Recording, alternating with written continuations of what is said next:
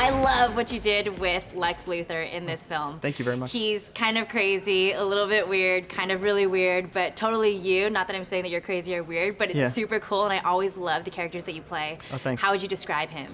Yeah, pretty much like that. I mean, I think if he went to, if a psychiatrist saw this movie, he'd probably be able to diagnose my character as some kind of, narcissistic, megalomaniac, psychopath. But as an actor, I can't really think like that. I more have to think about the kind of the good things that he thinks he's doing, that he thinks he's saving humanity from this very risky threat of Superman who can destroy a city single-handedly. So I think I probably have to think of the character as the good guy, even though clearly he's not. I heard through the grapevine that you actually modeled him off of the writer for this film. Oh. That you were kind of channeling him. No, goodness, no. This guy, Chris, who wrote the movie, is like the sweetest man. Oh, okay. No, he's like the most sensitive, sweetest man. No, he is, there is no character that can fully represent this man. He's so nice. You wouldn't believe it. No, so, I do know people like this, like these kind of manipulative people. You feel like you're, being charmed by somebody horrible. That's kind of what this character is. He kind of tricks people into thinking he's a great philanthropist when actually he's ultimately going to kill them. I was actually just talking to Holly. You guys have this one really intense scene in your dad's room where you're so close face to face to each other, which I know in real life you probably were even closer than it even looks on camera. Right, and you had to be super crazy, but she has to be completely not fearful of you. Yes. What was it like shooting that scene? I thought we were gonna kiss, because it's like that's what in like any other movie those characters would make out. But in this movie, I'm trying to kill her.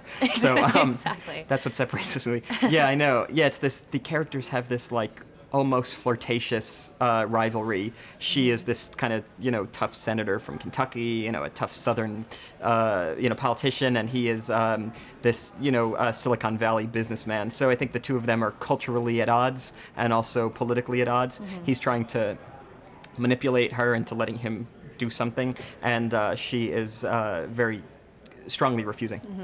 When you watch this movie, what scene in particular are you proud of or excited to see because you know how much work you put into it? I don't watch the movies I've been in, so I don't like to see any of it, because if I'm in it, I am just critical, just like how you'd be if you saw pictures of yourself. The first thing you think of is I look like an idiot. Yes. So could you imagine if you saw that like in a movie, and they filmed this in IMAX, so it's more, more traumatic. So I try to avoid it. I'm most excited that I got to be in this scene that takes place at the end of the movie where my character kind of undergoes this physical transformation, and to me that was a very exciting scene to shoot, that if I was a different person I would very much like to see.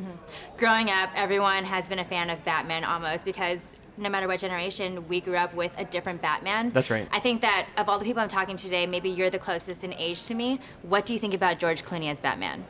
Because I'm saying that that's my favorite, since his movies are the ones that came out when I was a kid. Even though I have seen Michael Keaton. Yeah, the only Batman movies I saw were that Michael Keaton one.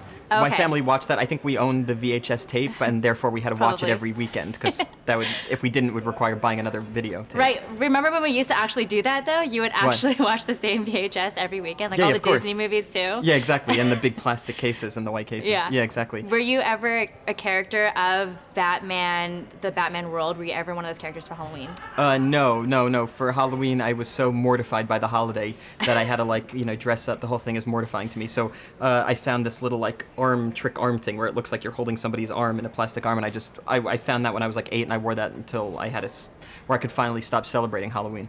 That's when you can finally, whoever finally stops. Oh, I stopped immediately at whatever the age was when no one cared anymore.